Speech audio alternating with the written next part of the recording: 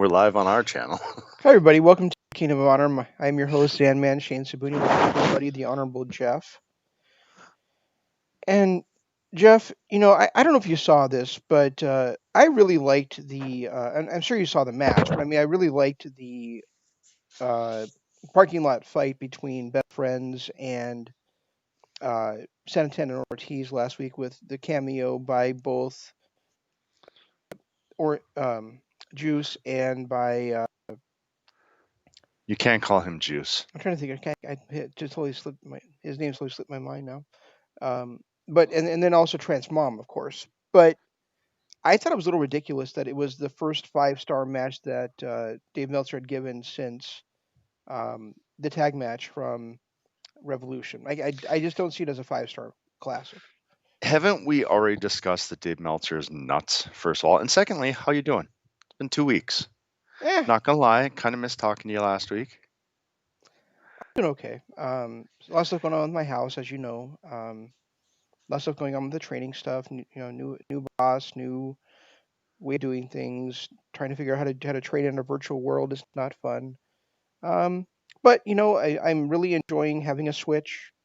I bought a Switch a few weeks ago, so I'm really enjoying having a Switch and playing some Mario for the first time in a dozen years or so. So that's been fun. I have the old or those remastered NES and NES, Super NES. So whenever I want to get my Mario fix, I just run those. But regardless, planning on doing a show last week.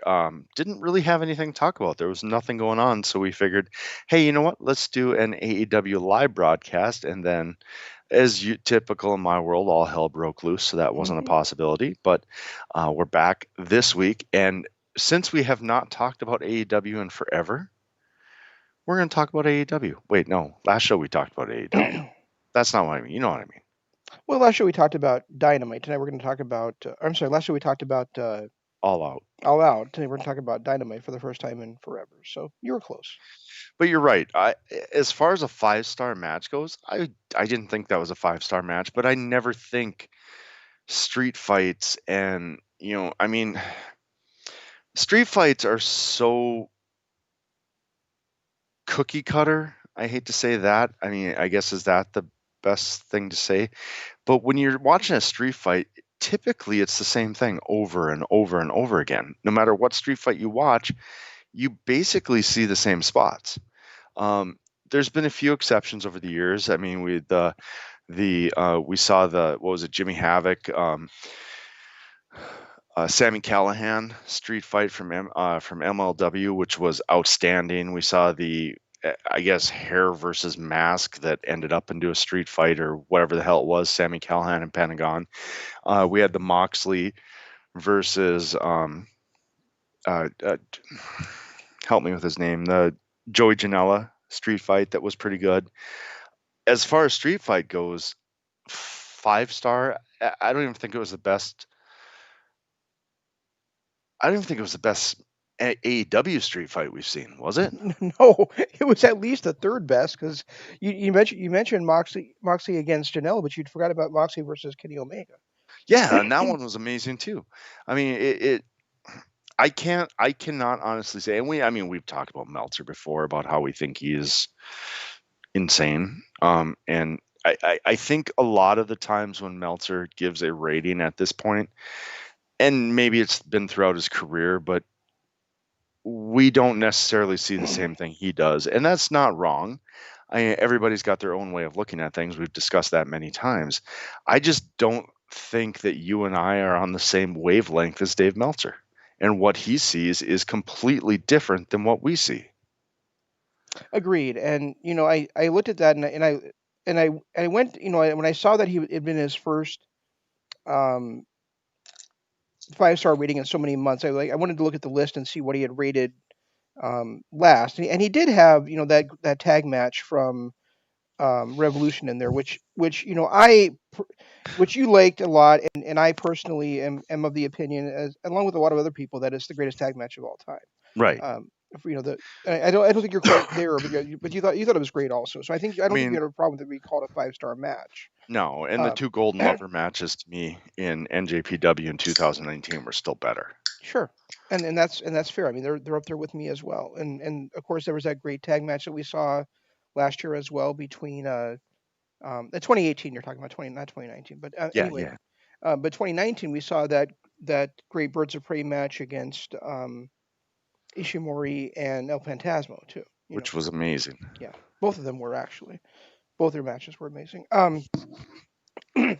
But I looked at the other matches he had on his 5-star list, and the other matches he had on there were from Wrestle Kingdom, Ibushi versus Okada; from Wrestle Kingdom, Hiromu Takahashi versus Will Ospreay; from Wrestle Kingdom Night 2, um, Naito versus Okada; from um, and then from February 14th, from the Valentine's Day show, Zack Sabre Jr. versus Will Ospreay. So really, I mean, it's rare company he's got these matches in. I just thought it was really weird that was, and if he had not had the tag match in there, um, because he's only got two matches from the United States in there, right? In his 5-star matches from 2020. They're both in AEW. I'm shocked. I'm absolutely shocked he doesn't have that tag match between Mustache Mountain and DIY in there. Yeah, that was by far my favorite. I mean, outside of the Bucks versus Omega and Page, that was easily my second favorite tag match of the year. Right. Easily. My biggest problem with his rating that as a 5-star match is that wasn't even the best match on the night. Page versus Kaz. Come on. That was outstanding to watch. Which match? Uh, Oh, Adam Page Page versus Kaz. Yeah. versus Oh, and Dynamite. Nikki. You're talking about. Yeah, you're right. Yeah. No, it was. I mean, to me, that was the best match of the night.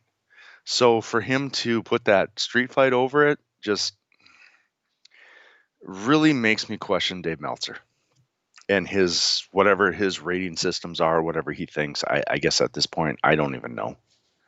Yeah, and I thought it was really weird that Jim Ross said it was this one of the best street fight he can remember calling. It's like Dude, you called two better in the same company.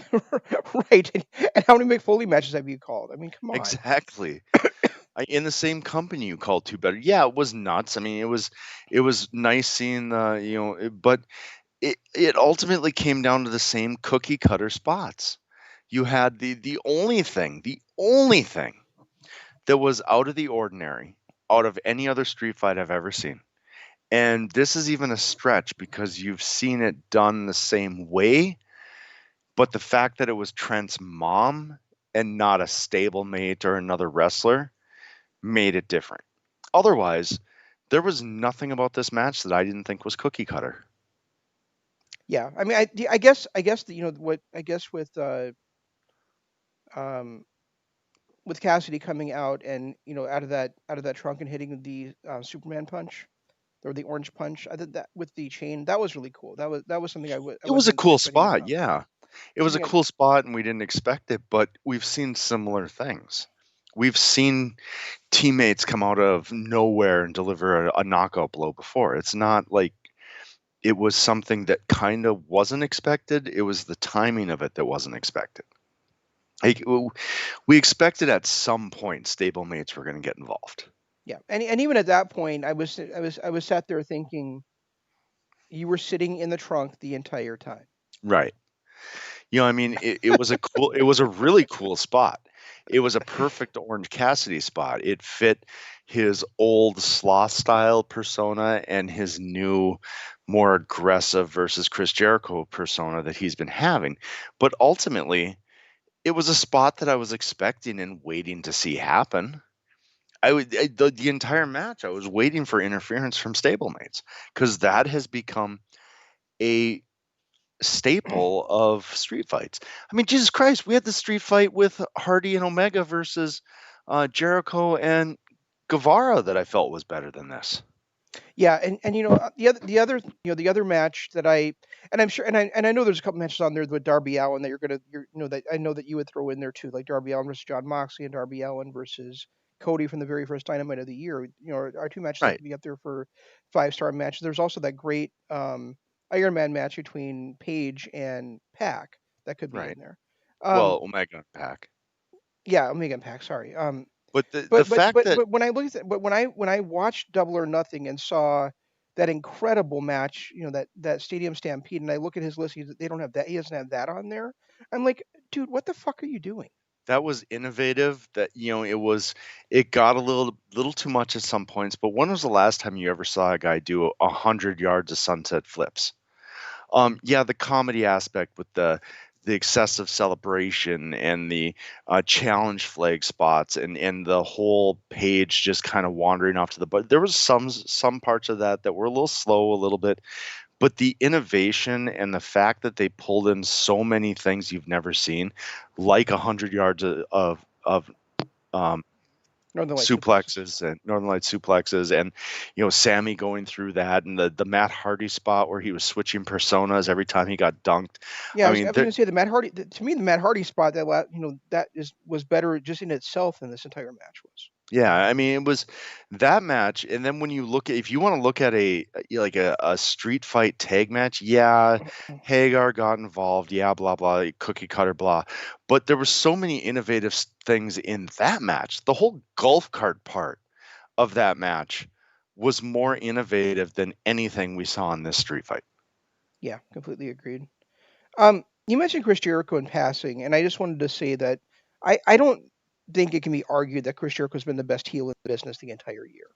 Um, I mean, Evil would give him a run for his money probably for the few months in New Japan. Kenta you could say the same thing, but from year start to But year we didn't end, have, yeah, we lost a good 3.5 to 4 months of those guys. yeah, right. So It's been Chris Jericho, right? yeah, because And when still, Even when Jericho's not in the ring, Jericho was being an outstanding heel on the mic. yeah, and yet still, I just watched right before we started the show. I watched the first night of the Just G1 don't tell. Climax, Oh, okay, okay, okay. and and Jay White in one moment made me go, God damn, I missed this guy as a heel. Um, After the match is over, the young lion is there holding the ice pack to the neck of Shingo Takagi, and Jay scoots over, takes the ice pack. It's just so fucking cool. Wait, is Jay back in Japan? He was in the G1. He's in the G1. Nice. Yeah. Okay, I'm glad, because I think as good as I thought he would have been in the strong style stuff, or in the NJPW strong episodes, hmm I miss him mixing it up with the big guys in Japan. So I'm glad he's back. Was anybody else back there? Kenta's back. Um, Jeff Cobb's back, and Juice is back. All four of those guys are in Okay. the G1. Okay, so basically everybody except God is back in Japan. Yes. Okay, good, Yeah. good. God Well, Osprey and Fale. and Osprey And and no, I'm sorry. I should say Osprey's in the G1 as well. oh, is he? Okay. So Osprey actually had a match on the same night against Yujiro Takahashi. and see, I haven't seen any of it, because when did the English commentary come up It today? isn't yet. I just decided, you Okay. know what? It's the G1, and if it's only going to be Kevin Kelly commenting anyway, I may just like the Japanese commentary better. So I Yeah, decided to go and watch it. I still like the American commentary, even if it is just Kevin Kelly. I used I to. think he's really good, but I think he gets a little bit dry when it's just him. So I thought, do I really want to wait just to have Kevin as the only commentator? And I was like, no, I want to watch these matches. So And see, for me, I'll let it wait. I'll let it wait, just because um, I get distracted a lot of times with the Japanese broadcast, just because I haven't seen it for so long that it takes me out. And I found myself the last time we watched, I can't remember which one it was, but it was New Japan Cup, where I told you that I had to see what happened with Evil and Okada. I had to see it. And I got so distracted by the Japanese commentary that I found myself rewinding a lot to catch up what was going on in the ring. And it wasn't until I listened to it again with the English commentary that I really got into the match. well, night one, the three matches I really got into were, of course, Ishii versus Minoru Suzuki. Of Um, course. of course, Jay White against Shingo Takagi. But then the main event was a rematch of the finals from last year's G1, which was Kazuchika Okada versus Kota Ibushi. Interesting. So rematch not only of last year's G1 finals, but also this year's night one of Wrestle Kingdom main event. That was an interesting choice. Yeah, yeah. So had But some Coda, really good stuff. I mean, I've been saying it all year. Coda has really fallen. Last year, he was the golden child. He was the guy handpicked to be the next champion. Everything about him was going the right way. And after Wrestle Kingdom, when he lost both matches, he's really kind of fallen from grace. He doesn't seem to have that same aura that he had last year. So it makes sense that he would be in an opening match against Okada as opposed to a finals match. I'm biting my tongue right now. I Um, just really hope that it's not Okada winning another or being in the finals again. I'm so sick and tired of Okada. I get it. He's the best wrestler in Japan. He's probably the best wrestler on the planet. He needs to at some point take a step back and not always be in the finals of everything. Let some other people shine. he is, yeah, and that's I Okay, really go ahead. hate that I started to feel this way about Okada, but I'm starting to feel the same way about Okada that I felt about John Cena for so many years. It's just too much. It's all the time. It's every time. It's even his no, Ben, leave that. Lego, stay out here. No, Lego, stay out here. Ben, seriously. Oh, children. Are you Anyway, babysitting tonight? no, well, Arlo's 5 now, so Right. it's not as cool. He gets his time with his mom, and it used to be he was so worn out spending time with other kids that he'd come here, he'd chill, we'd watch movies, we'd play Legos. It would just be me and him time. Well, last time he was here, now that he's 5, it's all about playing with other kids. Gotcha. So I told my ex that I'd take her roommate's kid along with him. Um, yeah, remind me never do that again. For But the hey, for the whole it's time or just for tonight? just for tonight, just for Okay. tonight. All In right. fact, I flat out said that if he's not gone tomorrow, I'm bringing him home. Because the last time I did something like this, the kid ended up staying with me for 4 days, and that ain't happening. Nope, nope, nope. But I mean, my kid's at that point where he's a toddler.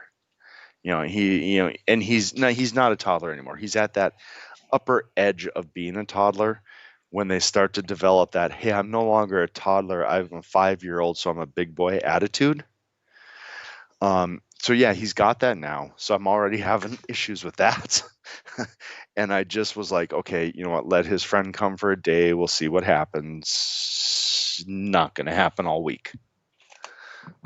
Gotcha. Yeah, I largely feel the same way you do about G1 or about NGPW in general, that I can get taken out of the matches really easily with the Japanese commentary. However, we're talking about the G1 Climax, and we're talking about the fact that I've got the next 3 days off of work, so I can just kind of kick back and get caught What? up.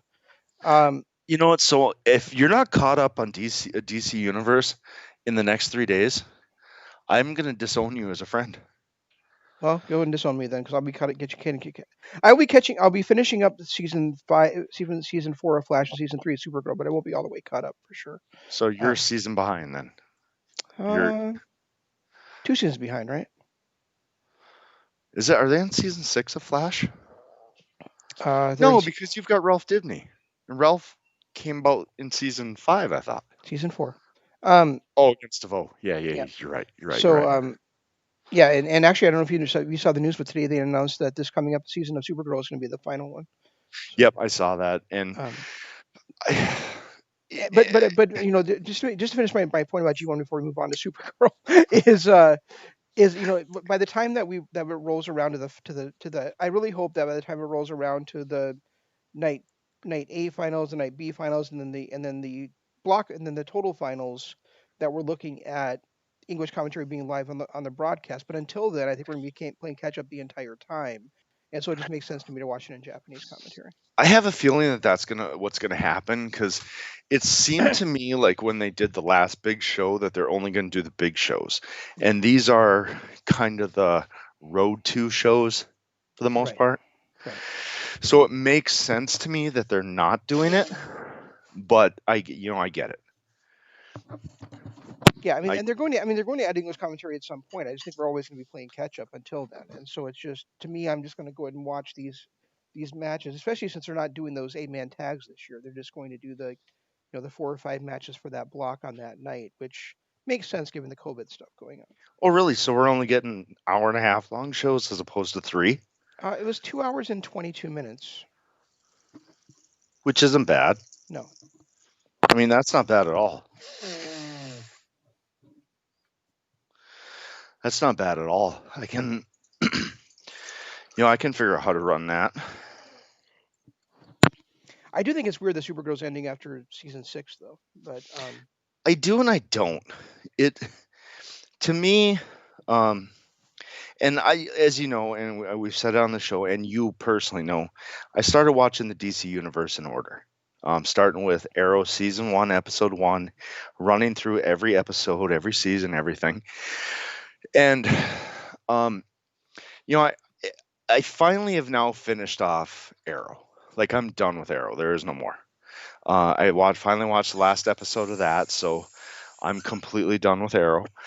And I said this to you last week. I wish that we had been able to do the Infinite Earths, Crisis on Infinite Earths series as a YouTube show, because I think every episode we could have talked for 45 minutes to an hour on. Every single one.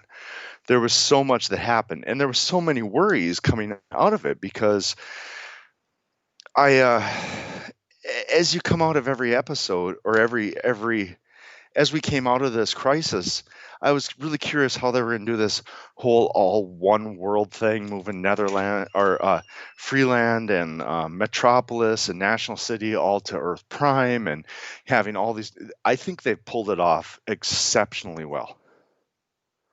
Exceptionally well. I think the addition of each new meta that's come in, the addition of the storylines and the crossovers and just everything has been phenomenal from what I've watched. And I'm about 2 to 3 episodes each past the crisis, and it just seems to get better every time. cool. And Yeah. I don't know if, Yeah, I haven't gotten to there yet, obviously, but I really did enjoy what Batwoman did with that happening. yeah, and the fact that, her sister, the whole thing with her sister and the multiple, and just everything that she's done has been outstanding. Not just her, but even with the way that they've incorporated Freeland and kind of done one of the things I love the most about Flash and Arrow, because those were the two shows that did it the most. And a little bit with Legends once that kind of came into existence too, but mainly Flash and Arrow, is they kept the universe together.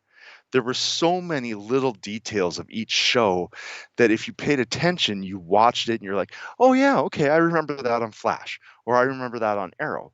Now they're doing that with every series, every show.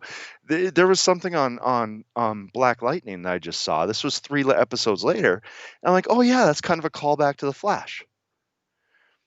And not just mentioning them by name or mentioning them as I know these people. It was just these little tiny things that they've done that has been such great callbacks to every other show.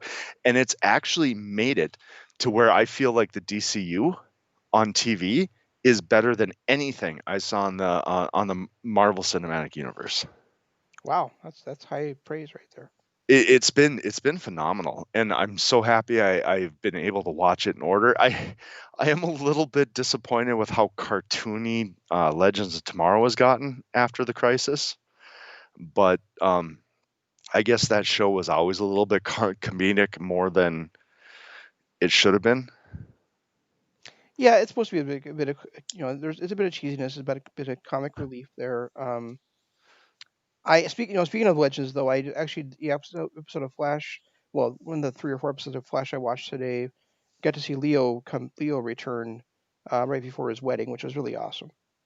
Anytime I Leonard love Snart Snarts. is I love any version of Snart. my favorite version though was the Earth X version. Him as a gay guy was one of the greatest things. When he joined Legends for those few episodes, him and the puppet, some of the greatest stuff I've ever seen. But Snart as a character from day one has always been one of my favorites. It sounds like, and like I said, I'm only a couple episodes in, But it sounds like with the whole reboot that Oliver did, that Snart might end up coming back into Flash, and then of course eventually into DC or Legends Tomorrow and so on. I'd be okay with that. Yeah, but and this was the gay version I'm talking about. You know, Leo, right before he's about to get married to Ray, and he has that great line where he's like, where he looks at Flash and or he looks at Barry and Cisco, and he's like, you know, with you two being able to make it work, and, Right. and then he was like, I'm teasing, I tease. So. And the whole crisis thing. Excuse me. The whole crisis thing. I mean, there were so many parts that were really heartbreaking, and I felt like they didn't touch on enough. And you haven't gotten this far yet, but there's some scenes in Flash with Cisco where he kind of brings everything I was feeling into where it should be. Like the whole Harry, I mean, you saw a crisis, so you know what I'm talking about. Earth 2 got eaten out by the antimatter wave, and all the other Earths got eaten up. And Cisco, and, so of course I'm thinking, what about Jay from Earth 3, the Flash from Earth 3? What about Ray from Earth X? What about Harry and Jesse from Earth 2? And Cisco kind of brought that all together in one of the later episodes that you're going to see. And I don't want to get too much into it because I don't want to ruin it for you. But it was one of those things where, as I'm watching this, because I've been watching it in order, I'm sitting there going, Jesus Christ, I grew to love these characters, and now they're gone, and there's no explanation for it. So it was nice to see that Flash and Cisco, especially, kept it kind of real and kind of made it so that we understood the whole scope of everything. Yeah, that's very true. Yeah. Anyway, we probably should get back to wrestling, I suppose. Why not? It is a wrestling show. Now, I mean, we haven't gotten to do our Monday night shows for a while, and haven't gotten to do our pop culture, so we got to get it out at some point. Very true. I just hopefully somebody for that listen to our wrestling show care about that stuff. If they don't, sorry guys, but we'll go back to wrestling in just a moment here. So Just a moment. You mean like right now? like right now, yeah. Interesting stuff going on, I think, with Thunder Rosa and Sheeta. Yeah, and another interesting thing come out of that too. Remember Serena Deeb? Yes. She was Serena from CM Punk's cult of, what was it? What was his stable back in the day? It Oh, was him, Gallows, and Serena. that's her. Yeah. Do you realize that she's only 34 years old? I had no idea. I mean, I remember seeing her, was it 2003, 2004, thinking, and then she just disappeared. And like, we never really got to see how great she was. But I guess she's been a producer and a backstage helping talent, a trainer, and all that in the WWE the last few years, and got released in that big cutoff in April. Now she is fully signed to AEW because of her match with Thunder Rosa. And I couldn't be happier. That match she had was outstanding.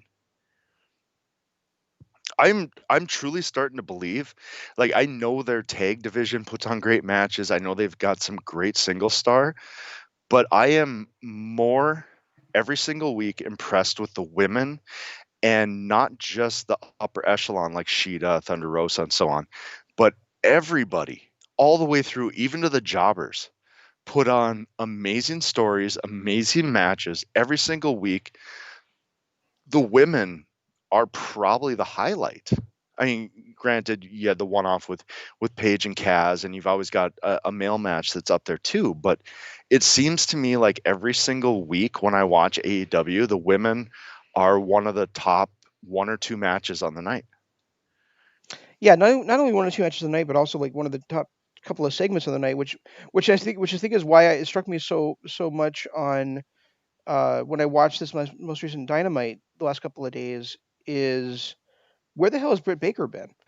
I It know was the highlight for the whole quarantine. right. I know that she got knocked out and beaten up by your girl.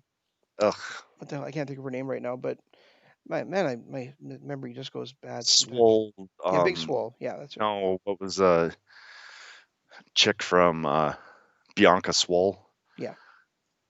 So, but still, I mean, she hasn't been on the last two Dynamites since then. It's kind of weird. Well, technically, the last two Dynamites were back-to-back nights, and she did They just were. come off a. Well, yeah, it was Wednesday and Thursday last week, dude. Wait, there was a Dynamite last Thursday too? Yeah, they had a back-to-back night show. No. That's what I heard. I didn't watch Thursday, so I No, don't they know. no they were going to do either if the playoffs were would have gone. Um, there's something going on with the NBA. Like if one of the series had gone an extra game, then they would have gone on Thursday instead of on Oh, Wednesday. okay. I for some reason maybe I misunderstood that, and it's been pissing me off because I didn't see it on my TV, and so I couldn't record it, and then I haven't seen any results. But it sounded like they were doing back-to-back Wednesday and Thursday last week. No, they didn't. Okay, good. So I didn't miss anything. Okay, now I feel like less of an idiot, but more of an idiot for even bringing that up. They are doing that weird Dynamite tonight though. Yeah, but that's because the playoffs are tomorrow night, or are they tonight? I don't know. I there's so much craziness going. Oh, and speaking of which, the Monday Night Wars are done, dead, over. Wednesday night, you mean? Wednesday Night Wars, yeah. The Monday Night Wars have been dead for years, Jeff. Well, the Wednesday I'm night. glad you finally got word of that 22 years later. Well, to be honest, I have been kind of 19 years later, I guess it is. I until this last week, when I'm so close to being done with DCU that I've really been concentrated on that. But I've been going back and revisiting my Monday Night Wars just to kind of watch them again. So I've kind of got that on the brain. But the Wednesday Night Wars, from what I understand, are dead because NXT is moving permanently to Tuesday nights. Is that a real thing now? Yeah. Because I thought you brought that up a couple of weeks ago, and then the next night They were back. they were on Wednesday again. So no, from the sounds of it, that's a permanent thing. That's a USA thing. USA didn't see the ratings draw that Vince had promised them, so they opened up Tuesday nights and they were moving them to Tuesday. So supposedly NXT is going to be on Tuesday, but after this whole retribution, and now one of the best wrestlers in NXT is now a joke on the main roster. Shocking, like we've seen this before. But Dominic Dijakovic, it being announced as part of Retribution and his whole new name and face mask that looks like he's from Mad Max. It's just yeah, that was I saw the face mask. I don't necessarily have a problem with that, but I do think it's weird that they give a new name too. It was a weird name too, right? They did like a couple T-Bar or something. It was like T-Bar or something like that. Well, as you know, I thought Dijakovic was a mouthful to say anyway, so I'm really not that upset about that. But calling him T-Bar is weird. His character got over so well. His matches with Keith Lee in NXT were a highlight of the summer. I mean, say what you want about Gargano, or I'm sorry, about Cole and Gargano's heel turn. Which, by the way, we talked about that the last time. It's not working. As much as I wanted Gargano to turn heel, I just don't think that he's cut out for it. But regardless, anyway, Dijakovic was one of the best parts of NXT, along with Mia Yim. And then also, the Mia Yim Keith Lee relationship was playing out.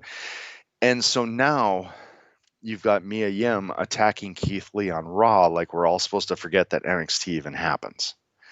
That's been one of the biggest complaints I've had about the WWE for the last 4, 5, 10 years, is they expect us to have such a short-term memory and they act like we don't watch any other wrestling ever, anywhere, period. So what are you trying to say? I hate it. I mean, even AEW. AEW has not shied away from the whole Joey Janela Penelope Ford thing. You know, Penelope's moved on. She's now legitimately in real life engaged to Kip Sabian, no longer dating Joey Janela. But they didn't shy away from that, and that happened on the indies. The Penelope Ford Joey Janela thing was an indies thing, and they bring it up because they know that wrestling fans are wrestling fans. Where WWE thinks, oh, you're a Raw fan, so you're only a Raw fan. You don't know anything that's happened anywhere else, including our other programs. Well, I mean, yeah, they do think about things that way. But if you look at the numbers, there probably are a lot more people that watch Raw than watch NXT, or No, at least before, and while it was still on the network. right. I mean, that definitely could have changed since it's moved to USA. I have no idea what the ratings look like between those two shows. Between those two. I don't either, but regardless, I mean, it's the wrestling fans to bring in a to change up things that the hardcore fans, who are the ones who are watching every show, who are the ones that are in every single, watching SmackDown, watching Raw, watching NXT, watching all the Sunday night specials on the network, watching, buying the merchandise. The hardcore fans at some point need to be the ones that are placated to, not the casual fan. And as much as I think AEW has gotten more into the American version of WWE style of wrestling than I'd hoped they would, they at least are still true to the hardcore fans. They don't act like Eddie Kingston's an idiot that's just fresh off the planet. He came in with a name. Did you know he never got eliminated from the Royal Rumble? Look up the Oh yeah. rules, or for the Battle Royal. Look up the rules. Yep. Oh yeah. I saw it. Okay. But they when he came in with a name. If he had come into WWE, he would have probably come in as Aldo Montoya and been a jobber for the first 6 months until they built him up into their version. That's been my biggest problem with WWE. And I get it. They've got the best wrestlers on the planet because they were the only people on the planet for a while. But ultimately, they are not geared towards the hardcore fan. They're geared towards the casual fan that's just like, oh, hey, I like wrestling. Right. That guy's kind of cute. I'm going to watch this. This guy's kind of cute. Well, I mean, let's face it. That's the way they've done it, and they've proven that time and time again. The whole wrestling, hardcore wrestling fans were chanting for Roman Reigns to turn heel for the last 6 years. Finally, he does it. It's like they don't care about the hardcore fans as much as other promotions do. That's all I was saying. Sorry. No, and really, it doesn't make any sense that they don't, because all the other people that they, supposedly turned into stars over the last several years have been guys that were popular in the indies before they ever made it to WWE. The last two people that were homegrown WWE talents that became stars were Cena and Orton. Right. Oh, and one Edge. I guess Edge was in that, and Batista. But those the I mean, Batista and Edge were gone years and years ago. So when you look at the modern roster over the last 4 years, the last two homegrown superstars were Cena and Orton. Everyone else came from somewhere else. Yep. And I mean, and really, that's the way wrestling, always was before. Anyway, is you would work in a territory, you'd get popular in a territory, you'd move on to another territory, and then you'd come back around. Hogan was a big name in AWA before he came to WWF. Right. Piper in Nashville, Savage in Nashville, Jake Roberts in Nashville, Ted DiBiase in Nashville. You had Flair from WCW. You had everybody came from somewhere. There was very little. I mean, they had their homegrown sprinkled in there here and there, but ultimately everybody got their names somewhere else and then brought it to the WWE. And for some reason, when they were the only dog on the planet after 2001, yeah, TNA was something special for a while. Christian Cage went there and came back, but outside of that, was there anybody that came from the original TNA that became anything in WWE outside of AJ Styles? I was about to say AJ Styles. I mean, Christian was really one of the first, but he was an original WWE guy. And then he went to TNA, made a bigger name for himself, and then came back and became a name. But Well, I mean, I guess it depends on how big you're looking, because you could, I mean, because definitely Brian Kendrick and Paul London, were, came over, and they were, a hot tag team. They were held the titles for over a year. So I yeah, mean, but so I Kendrick mean, was but that's with probably the closest I can think of right Kendrick was a there. WWE guy first. He went to TNA, teamed up with Paul London, came back less than a year later. So they weren't even really TNA guys. I don't remember Kendrick being in WWE before he was in TNA, but I could be Oh wrong yeah. about that. But London was definitely in TNA first. Well, Kendrick was Spanky in. Oh no, Kendrick was. He came up for a little while with the WWE as one of Shawn Michaels' proteges. Then he went to TNA, and they were there, but they were only there for half a year before they came back.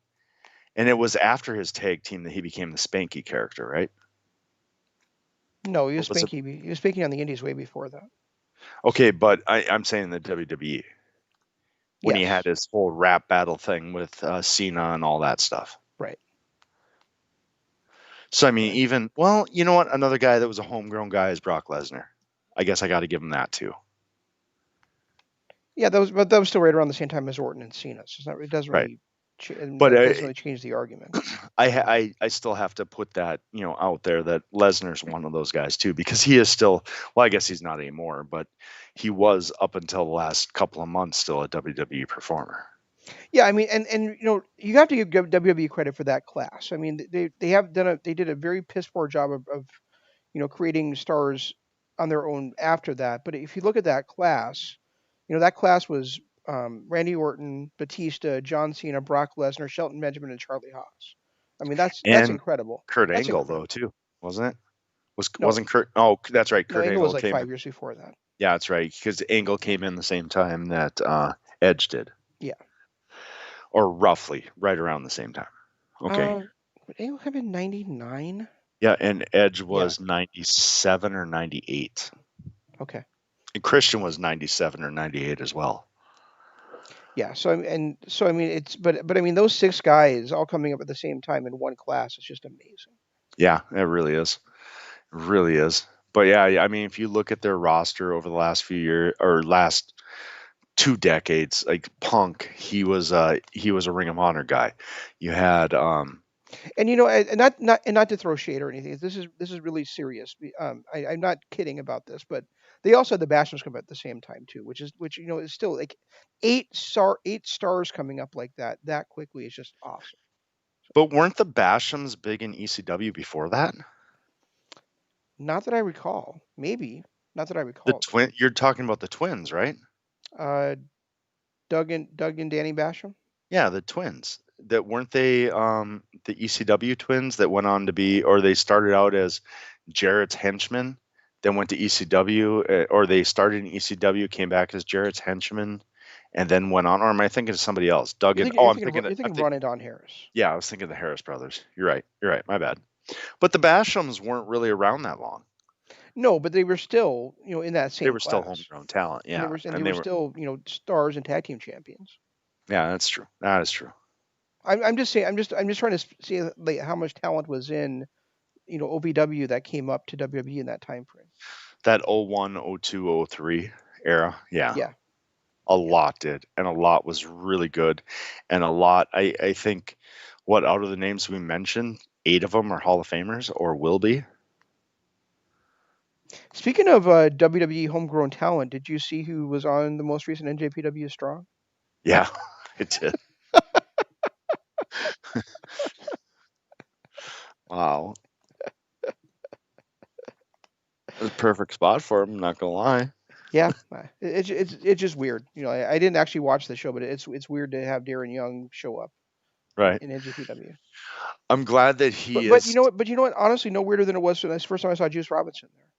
So Well, Juice Robinson wasn't as weird because Juice Robinson was a hippie holding a sign in NXT. Darren Young was, for the most part, a big name that had a couple of pushes and came out as one of the founding members of one of the best factions over the last 20 years in Nexus.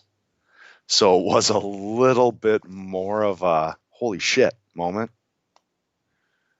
If you say so. I mean, I was never really a fan of either guy, I guess. So to me, it was kind of the same type of thing.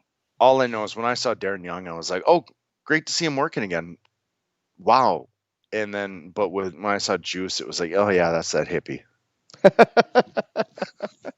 It just, for me, it was different because I guess at the time, maybe I wasn't a big NXT fan and he was more of a jobber on NXT than anything. Yeah, I'm not saying I was excited to see Juice. I'm just saying I wasn't that excited to see Fred Rosser. No, I get that. I get that. And I kind of really wasn't either. It was more of a, oh, hey, wow, cool. He's on a new show. Glad to see that. All right, fair enough. Kind of like the first time I saw Davey Boy Smith on MLW and not NJPW I'm or glad you brought up WWE. I'm glad you brought up Eddie Kingston earlier because I really do like that faction. Sorry, that family they're putting together. Um, I it's do and really I don't it's really because interesting. I do and I don't because what happened to Death Triangle? I get it. Pac is not there, but That's what happened to him. what's going to happen when he comes back? Because he's coming back. Well, he did throw some shade on him last week, didn't he? He was like, Yeah, that's true. your buddy from Europe isn't able to show up here and stuff like that. So maybe it'll set up a fracture in the family, or maybe it'll set up um, you know Ray Phoenix against Pac. But Pac as a face is not going to work. You're so hung up on this face heel thing. No, it's not because of that. I mean, I want the tweeners. I don't care. Be you.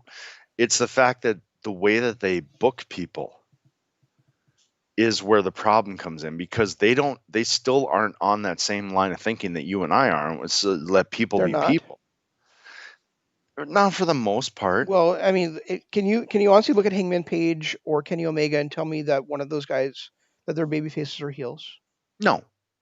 But if you look at the way they're treating the Bucks, it's like they can't just let the Bucks be the Bucks. I mean, why else would the Bucks come out and kick a referee for no fucking apparent reason? Oh, I think I just dropped the first F-bomb of the night. That's okay. We're 52 minutes in, so Good point. But if they weren't sold, if they were sold on that type of storyline booking with the just tweeners versus tweeners and occasionally, badass heel and occasionally perfect baby face, but for the most part, tweener versus tweener, why go to the lengths they are with the Bucks? Why have them come out to start a Dynamite and kick a referee in the face for no reason? well, Absolutely no reason. well, it may not be as much as you and I want it to, but I do think that they buy into tweeners more than what we normally see in pro All wrestling. right, that's true. You're right. I don't feel like for instance, I mean, we got this thing with Taz and Jake Roberts making that agreement for that 6-man tag next week, but they also made it clear it's like a one-time thing, and then after that, they're enemies again. Well, You and know, I guess we did get a quote unquote babyface versus babyface match with Kaz and Adam Page. yeah. We've gotten that from time to time too with other, but I've also seen like it's weird with the inner circle because three of those five guys could easily be considered faces, but Which their three? heels. I think Santana, Ortiz, and Guevara. Okay. I mean, they do some dirty, underhanded tactics, but for the most part, they're lovable and cheerable. And even I Jericho. don't think Ortiz is lovable and cheerful. All right, maybe Santana and Jericho, maybe more so than Ortiz. I guess Ortiz does kind of come off as a hard ass badass, but I don't think Jericho's cheerable either. what's that? I don't think Jericho's cheerable either. Jericho's got his catchphrases. He's funny. He does his things. I guess, but he's also a complete fucking tool. But Guevara and Ortiz, those two easily could come off as faces. Yeah, I guess I can see that, but I would not say that Hagar or No, Ortiz or Jericho are cheerable. all right, you got me there. I guess Ortiz is definitely not because he is kind of the dickhead of the team, and Jericho over the last 6 to 8 months. I mean, Jericho does have his moments, but a lot of that's because he's Chris Jericho. Um, Hagar is not He's likable at Chris all. Jericho, and that personality shines through in there. And there's times that you laugh at what he does, but at the same time, he's clearly just a complete asshole. But he's also proven throughout his 30-year career that he can on a dime flip it to make people cheer for him. He was a heel when you started the whole list thing, and people started cheering for him. I could easily see him turn it on a dime, but that's just because he's the goat. It's not. He doesn't have to go through heel face turns. He can just be himself and either be cheered or booed depending on what he's doing. I really hope he doesn't. At least not until he's like on his like final few matches as an actual true retirement. I really His like him. retirement tour, yeah. I really love the heel character he's playing right now. I love to hate him. I don't really want him to go back to being a babyface. Well, when you look at his stint in WWE with the whole Kevin Owens thing, he was a heel, but people started cheering him because of the whole list thing and just Jericho and his personality shining through, and then that eventually got under Kevin Owens' skin, and they ended up turning, and then heel, because Jericho was so likable and liked anyway, he became the face. It wasn't a face turn; it was just, well, the fans are cheering him, so let's make him the good guy here. Yeah, that's fair. And with Jericho, that's the way it's been throughout his entire career. He did that in the 90s when all of a sudden he was just being Jericho, but he started making fun of Stephanie McMahon, so he became a face. And then he was just being Jericho, and he started throwing his hand up and saying, had enough of you, Rock, and he became a heel. It's just the way that Jericho has been throughout. The only time I've ever seen a true heel or face turn from Jericho was in WCW in like 96, 97, when he got on that losing streak, went on his little tantrum where he was throwing chairs and, smashing chairs and things. And then all of a sudden came out with his new attitude and the list of 1,004 moves and all that stuff. That's really the only time I've ever seen a Jericho true heel or face turn throughout his entire career. Other than that, it's just been fans start cheering him. So now all of a sudden he's a face. Well, I think that him having the inner circle around him is kind of a defense against that. You know, he's got that heel stable in his back pocket in the palm of his hand, and I think that will constantly weigh him towards being heel. Except for the fact that two of his members, one of them makes everybody laugh every time he's on screen, and the other one is just so good at a heel that you want to boo him, but ultimately he's so talented and such a just fun-loving guy that eventually people are going to cheer him. Well, then maybe he can be out and somebody else can be in. But the point is He has a faction, yeah. he's got a faction of heel anchors. Yeah, you're true. That's right. That's true. Um, I'll give you that. You win that round, sir. and I really and I know you said that you don't, but I really enjoy the dynamic of the revival with I'm sorry, the FTR with Tully Blanchard. I do too. I just hope the rumors aren't true and it's going to lead to a Four Horsemen type thing where uh, Sean Spears and Cody Rhodes are going to end up in it. The rumors aren't true or are true? I hope they're not true. You've heard those rumors? I've heard those rumors. Oh, okay.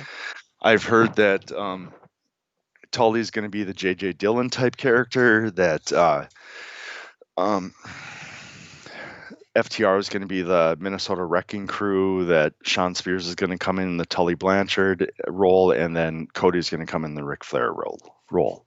That's the rumors I've heard. Please no. Exactly. Leave it the way it is. I mean, I'm okay with Cody being the world title challenging leader. Except he can't. But it's a challenge for the title. No, his contract. He can't. I know. I'm just saying I'm okay with him in that role in general, but Sean Spears in that Tully Blanchard role is just sickening to me. They would have to build him up a lot. I think, and I mean, you and I have had our Sean Spears discussions in the past. We've had our arguments. Sean Spears is a poking point for you. Like whenever I want to really piss you off, I tell you Sean Spears is actually kind of good, and all hell breaks loose. But ultimately, I think they could have gotten to that point with Spears. I just don't think that they did it right. And when he came out there with Tully Blanchard on his underwear, that ruined it right from that point. He's a comedy character and a jobber from that point. Plain and simple. As much as I like Spears, once he came out there with Tully Blanchard's face on his underwear, I was done. That was it. He's nothing more than a jobber and never will be. Yeah, I'm just trying to like run through my head right now the AEW roster and trying to put together who I think would fit that role um, in a four horseman type stable. I don't think it can be Cody because I think it needs to be somebody that can legitimately be a champion. And Cody clearly can't. I meant the Tully Blanchard role. Oh, you meant the Tully Blanchard guy? Yeah. Maybe Sabian. Rusev would be another great, or Miro would be another great one in that spot. Rusev or Miro would probably be the best one in that spot. I think Kip Sabian could be groomed to that spot. He's not there yet, but I think he could definitely be groomed to that spot. Lance Archer could definitely pull off the Barry Windham spot, which is technically the best version of the Horseman they ever had. Where you move Tully into that Tully and Arn, and then you had Barry Windham and um, Flair. I think Cody, Archer, and FTR would work well in that version of it. Yeah, I think that MJF has got to be the top guy to be the top guy.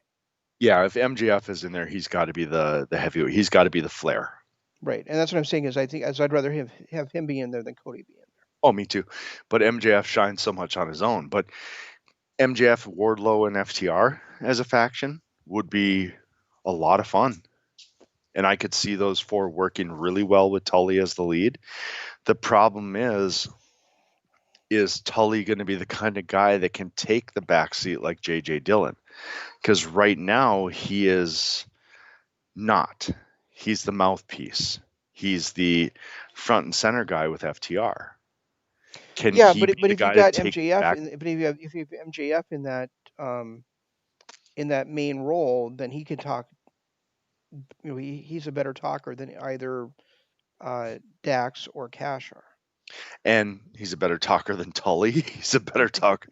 But could you imagine that stable? Because that might be the closest thing to the original Horseman we could come up with right now. I mean, I felt like when TNA did their version of it with, Beer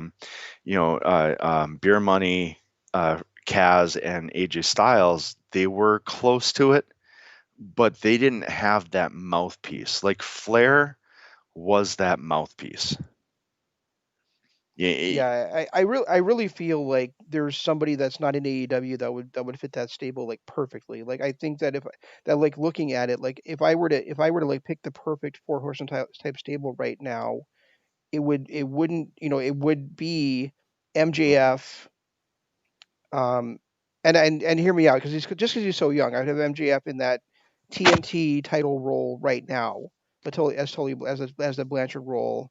I'd have FTR as the tag team champions, and I'd have Seth Rollins as the top guy you would have Seth Rollins, or you'd have MJF in the Tully role. Is that what for you were for saying? for a couple of years, yeah, until like Oh he yeah, eventually ousts Rollins out of there. and that would make sense. I would be okay with But that. I'm just like looking like in the world of wrestling, I'm like who would fit that stable, and to me it's Seth Rollins.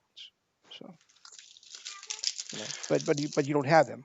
That's I'm the trying to problem. You don't have him. I'm trying to think if there's anybody else that would really fit that role.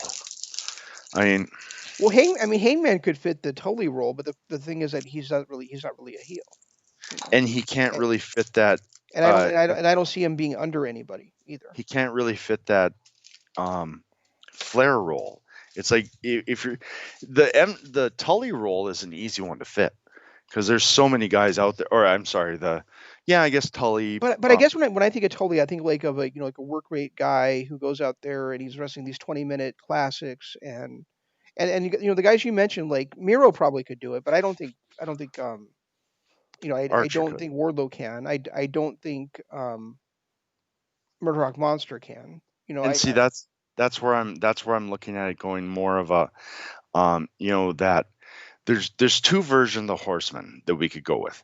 We can go with the original with the Minnesota Wrecking Crew, Tully and Flair, Yeah, or we can go with the second version, which, like I said, was the more popular, lasted the longest, which is Flair, Barry Windham, Tully and Arn. And Tully and Arn at that point were the tag team. That was the tag team, and then you had Wyndham in as that mid card guy. You had Flair in as the champion. So you can look at it two different ways. If you want to go with the original one, then you have to have a guy like Rollins leading it and MJF as the middle, as the mid card guy. yeah, If and I suppose when I say Rollins, it could also be Omega. it could Omega's be kind of leading heel right now anyway. So it could be Omega. It could honestly be a guy like Moxley if he ever were to go down that route and lead a stable. Um, those are guys that could fit that Flair role, and then you could have an MJF as the mid carder. But if you went with the second variation, you've got the tag team already. Then all you need is that strong silent guy, where a guy like Archer or Miro or someone along or Wardlow would fit perfectly in the Barry Windham role, and then you've got MJF as the perfect Flair at that point. yeah, that all makes sense. So I mean, it depends on which version of the Horseman you're looking at. Like, I'm not talking about Mike Rotunda because that version sucked. Mike Rotunda was in the Horseman. Because Tully failed his physical coming back, so he couldn't when the Brainbusters came back. Hey, you guys drop stuff. When Tully and Arn came back from WWE and they were reforming the Horsemen, they okay, throw it away. When they first came back, Tully didn't pass his physical, and because he didn't pass his physical, they put Mike Rotunda in the Tully spot. I do not remember that. It's terrible, and you don't ever want to remember that. And I hope that all that has been erased from the network and we never have to relive it. But it did happen. Yeah, now that you mentioned that, of course, we have to, what we have not answered is the biggest question about creating a new Horseman is who would fill the Paul Roman role. The Paul Roman role, Sean Spears, Ben. That would be the Sean Spears role. There would be the Paul Roma role. Easily the worst iteration of the Horseman ever. There was only 3 of them. What's that? There was only 3 of the 4 Horsemen.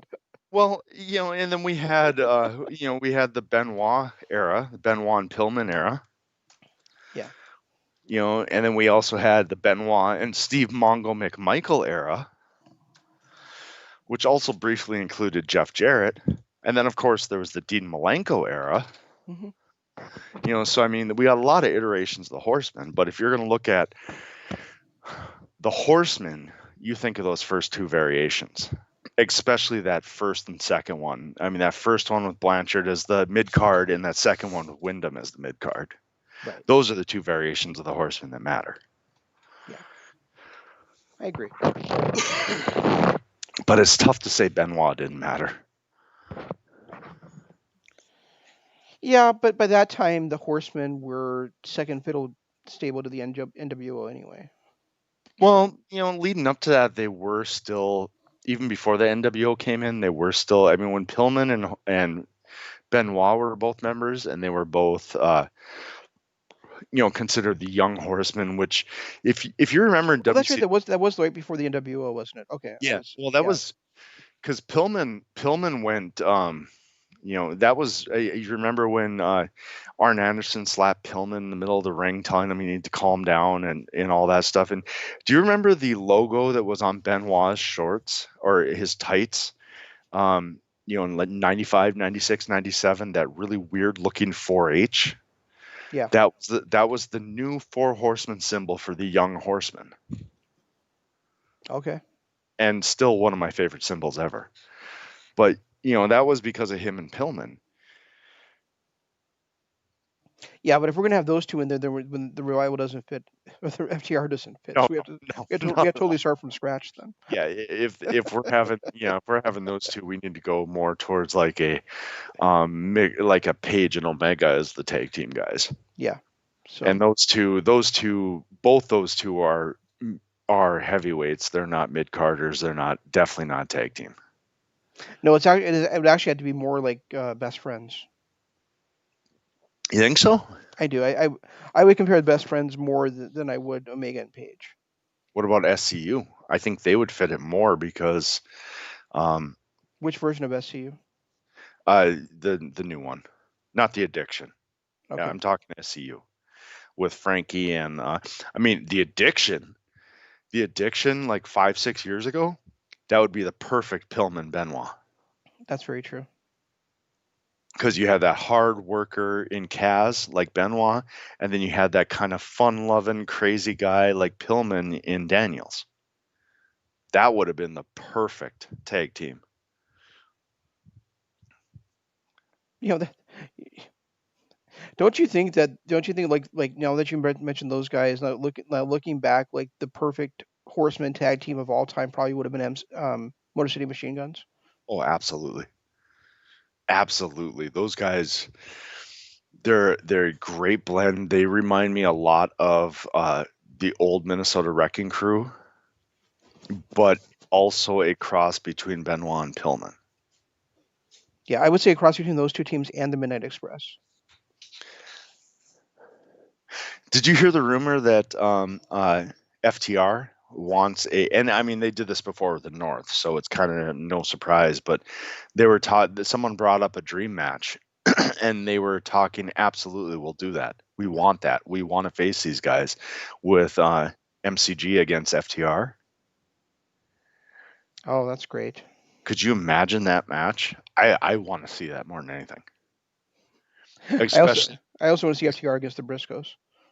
especially now that FTR is back to the way they were in NXT. They're back to that kind of storytelling, the great mix of the thing I liked the most about Dash and Dawson before they became the Revival was they were that odd couple that was thrown together. They had nothing for either one of them to do, so they're like kind of like Neidhart and Bret Hart in the '80s. They're like, we got nothing for you guys. You go be a tag team, and they took it by storm because their personalities, their styles, everything about them clashed so much, but not too much, that they melded perfectly. I was when I was thinking about who FTR reminded me the most about, it was always the Hart Foundation, the original uh, Jimmy and Brett, Oh, really? Okay. Jim Neidhart and Bret Hart. Because if you think about it, when was the last time you had two styles, two personalities, two everything that clashed like FTR does, but melded so well? And they were able to put on such great stories and tell what they wanted to tell in the ring, but make themselves into those babyface characters, but still be the heels. I can't remember another tag team that was ever like that. Strike Force, maybe, maybe. Yeah, see, that's weird because I mean they have always reminded me of Anderson and Blanchard, and they see themselves as more like the Midnight Express, which is And and which is see, I see odd. them as the Heart Foundation because Midnight Express to me were always those baby faces, always. See, and Even I mean the Hearts. I mean I always kind of like think of like the Hart Foundation as like a team where you got a big guy and a small guy, and I don't see that with FTR at all. that is true, but when you looked at them size wise, the only thing that made Neidhart the big guy was because he was that power guy. But he was But also 50 pounds more in body weight than Brett was. fair enough, fair enough. But when you look at FTR and the modern tag teams, you really don't have that power guy anymore. But what I'm talking about is more that clash of styles. Like when Dash and Dawson first got together, they were both kind of ground and pound guys, but they had different ways of going about it. Where it to me, it reminded me of that whole okay, and I never really bought into Bret Hart as a high flyer, so there was that too. Hmm. Bret Hart was a technical guy. Uh, Neidhart was the heavyweight ground and pounder guy, and I kind of always felt that same way about Dash and Dawson, where Dawson seemed more of the technical guy, where Dash was more of it wasn't like the Midnight Express where you had the two. You're right, it was more like the Brainbusters, Tully and Arn, where you had two technical guys, but Arn was really that hard hitter where Tully was that technical guy. And I kind of felt the same way about Dash and Dawson. You had and about the Hearts. Neidhart was the power guy. Um, Brett was the technical guy. Dawson was the technical guy. Dash was the power guy. So you're right. Yeah, those three tag teams probably link really well together when you think about it. And the other thing that I thought was they were the Brainbusters, or and they were only called that for a year really, but Blanchard and Anderson, as a team But were like really crafty, and they would sneak out victories, and I see that with the Revival all the time too. They don't rely like on Jimmy Hart, or they don't rely on like cheating. They just like outcraft their opponents and beat them. and that was the one big difference between. I mean, the when you look at Arn and Tully, you've got to take out that, like you said, year that they were the Brainbusters. Because during that year they were the Brainbusters, they relied on Bobby Heenan all the time. Hmm. So if you didn't know them before that, Because that's what WWE booked Bobby Heenan. right. But if you didn't know that before that, you didn't realize that the Brainbusters were that kind of FTR. And now when you've got Tully with FTR, are we going to get the kind of Brainbusters thing? Or are we going to get the FTR of old with the NXT where they're just kind of sneaky and figure shit out? Yeah, that's a good question. I have no idea. I did, It's like, we did see on, and we've seen both ways, because they straight up beat, beat Omega and Page, right, but then against Private Party, they had the help of Tully. right. Which makes no sense. That kind of Well, booking it never it makes does sense. it does the way they're pushing Private Party though, because the way they've been pushing Private Party is that Private Party gets up for these big matches, and they occasionally can pull these huge upsets where they're kind of playing above their level. Okay, you Um, know what? I'm going to call myself an asshole right now okay. because the one thing I have been saying, and you and I both agreed, is this whole one-upsmanship thing needs to go. Where the whole reason why there's multiple finisher kickouts now is because The Rock and Steve Austin both kicked out of their own out of their finishers, and then Kurt Angle comes in and says, "Well, I can't be worse than The Rock, so I've got to kick out of two." And then Triple H comes in, and that's why we have this shit now. And I literally was just going down that route saying, well, you can't have Private Party lose to cheating because, the better tag team lost clean. I was literally just going to say that. So you know what? I'm an asshole. Plain and simple. Yeah. Um, You just unplugged yourself, dude. At least I think that was you. All I know is you're not yeah. saying anything. Khaleesi unplugged my cord. All right. Yeah. I'm just glad people can hear us this week. Now that I figured out my microphone stuff. Sorry, guys. Last couple of Theoretically. weeks you couldn't hear us. Please go to our Patreon and check out the last couple of weeks. It was quarantine is rough. Let's just put it that way. Yes, indeed. We didn't really touch on Miro very much. So there hasn't been much to touch on with him because he hasn't really done much. So I do like No, they're calling him not just Kiss best man, but the best man. That's it. yeah, That's really I cool. like that too.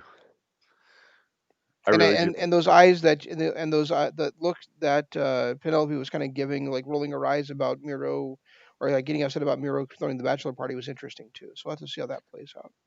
I'm really interested to see what this does for Kip. Yeah, give it here.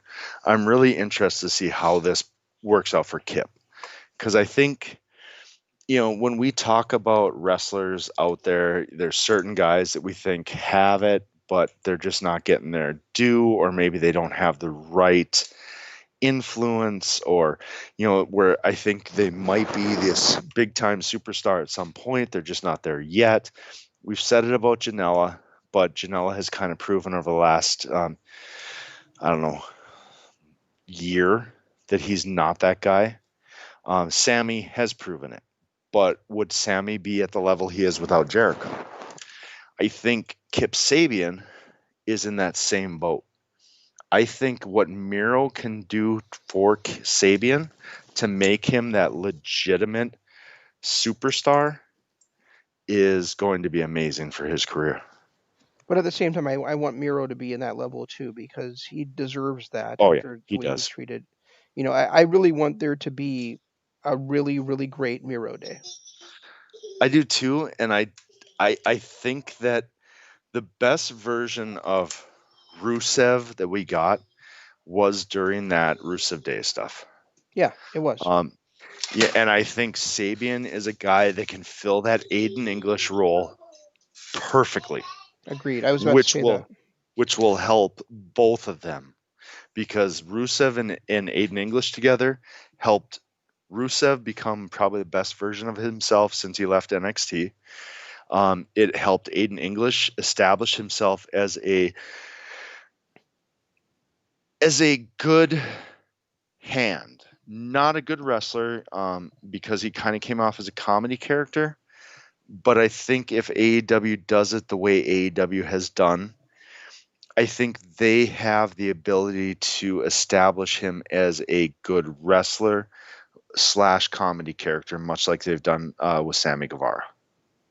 Yeah, and as much as I hate the fact that AEW um, let Jimmy Havoc go, I do think it may end up being the best that could have happened to get Kip Sabian. Yeah, I do too. I do too. And I mean, It's already given him a chance to shine in a way he was not shining with Jimmy Havoc as his partner. to be honest, I really like the way. I mean, before, I remember when we talked about it when they first signed Jimmy Havoc, and I was so upset. I'm like, how could you do this? He's nothing more than a hardcore wrestler, and I felt like they did a really good job with him. I felt like they showed us that he is not just a hardcore wrestler. Right, and that's what Imp tried to tell us too. Right, exactly. Oh, you did. Yeah, you did. Um, and because I remember it was after what, that the second show that they did, when we were all high on Darby Allin, and I remember saying on that show that Darby Allin is everything Jimmy Havoc wishes he was. Right, I said the same thing too. And then we were able to see over the last couple of years that, hey, Jimmy Havoc's actually a pretty good wrestler. Um, we only got I think probably about 8 minutes left because we're pushing 9 o'clock now. But Shit. I did want to say, you didn't get a chance to watch the whole thing, but I really want to I just want to say that I really like the way that they're um, producing the pure title tournament. I the two matches I've seen so far, they haven't We'll look in gotten here. neither guy has gotten three rope breaks, so they're setting that up for the future. But also, I just love the fact that they're doing these like 5 minute interview or promos before each match, where for each guy, where they're having each guy like discuss like why they want to be a champion and what they've done in their career and all that kind of stuff, which is great not only for guys that we've seen before Later. because it gives us a chance to be reintroduced after 6 months of not seeing them on our screens, but also these guys coming in like our boy Wheeler Yuta that we really liked from MLW coming in What is he and called talking. now? He's no longer Jimmy? He's no, he's Wheeler Utah. Wheeler. What was he? There was another promotion he was in where he was another name. I know he was Wheeler in that one too. I think. Oh, was he? I Okay. think, and his nickname is the Decoder. Ah, okay. So, I don't know. but yeah, Wheeler Utah's there, and then our other boy our other boy we didn't get to see enough of in MLW, Fred Yehi, is also in this tournament. Oh, nice. Yeah, Well, didn't was it Fred that joined um NXT or was that ACH? that was ACH. ACH was NXT. Remember, Fred Yehi joined Team Filthy, and then we never saw him again. That's right. He got beat up in the backstage and we never saw him again. um, He got beat up um by the professional. low key, Right. and then we Uh, never saw him again. You're right. and then speaking of MLW, I wanted to bring this up as well. I'm not sure if you've been paying attention to MLW at all lately, but they've Here and actually there. started putting on old shows on their YouTube channel. I think it's called MLW Unleashed. I could be wrong about that, but it's Yep. got Joey Styles as the commentator, and it's like from the original days of MLW. So we're gonna get the Extreme Horseman. I think so. So I thought it'd be fun if we had found time to watch some of those shows. Did you just say find time? I did. I mean, I know it's G1 season as well, but I mean, I think like going back, it's new to us, right? Right, right. Well, it's just Back when the old stuff was new, Jeff. maybe when January gets here and we've actually got time to breathe from our jobs, that might be a good idea. All right, but We'll add that to our list of stuff that we want to cover. yeah, the first episode, I can't remember who gets, but I know La Parka was in the first match. So, Oh, really? yeah. Is he cooking eggs and sausage, or what do you call them? Chorizo or whatever it was. What that simply the worst segment I've ever seen on wrestling was when him and his son were cooking. No, I think this was actually taking place in the ECW arena. So I mean, I think this is Oh, like okay, okay. back when they were just trying to carry on that ECW tradition as best they could. So he's not cooking. He might be cooking in the ring, but he's not actually cooking. No, What the hell was he cooking? It was like eggs and like eggs the and salt sausage. shaker, and the salt shaker fell off, and it was just a disaster. Easily the worst segment I've ever seen in wrestling. And I saw a lot of brother love segments, so that's saying something. And folks, remember that no matter what Jeff says on this show and how weird we both act, Jeff loves you. I loved him until that last man standing match. And what the hell are they going to do with Otis? They made a joke out of him winning it. Now, are they actually going to let him cash it in, or is he just going to hold it until it dies? Well, he has a year to cash it in. It's been almost a year, hasn't it? No, it was like, wasn't it like April or May? Oh, dear God, we got to wait more?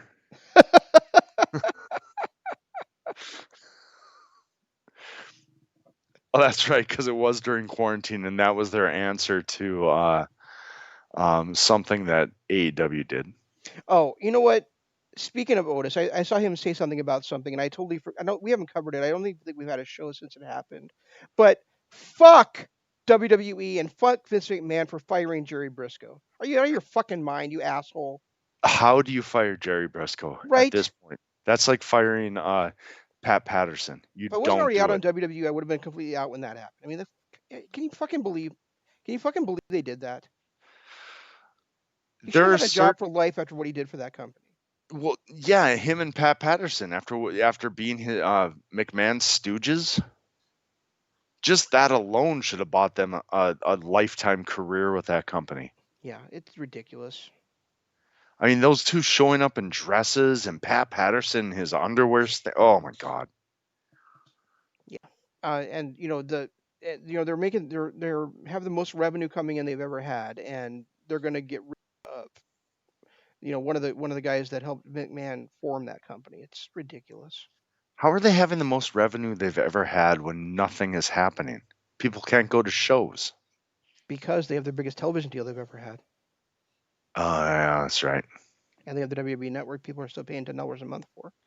Yeah, And and remember, when people go to shows, they have to rent out those arenas too. well, but they don't rent out the arenas because they're all doing them at their Thunderdome or whatever they're calling That's it. what I'm saying. They don't have to rent it out right now. Oh, that's right. Okay, I misunderstood that. Okay. But So if you think about it, Jeff, I mean, if you have 20,000 people, if you had to pay $20,000 to rent an arena, and then you had $40,000 in revenue, you made $20,000. But if I'm just like giving you like fake numbers, right, right, but if you own the arena um and you are selling 50 tickets for $100 a piece, you just made $5,000 for basically doing nothing.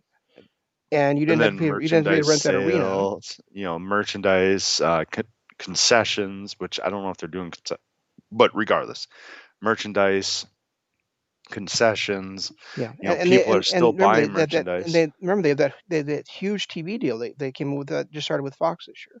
So That's right. Yeah, you're right. yeah, You're right. so Yeah. So, they have the most revenue they've ever had, regardless of the fact that they're not able to really run arena shows. and that's mainly because expenses are so low.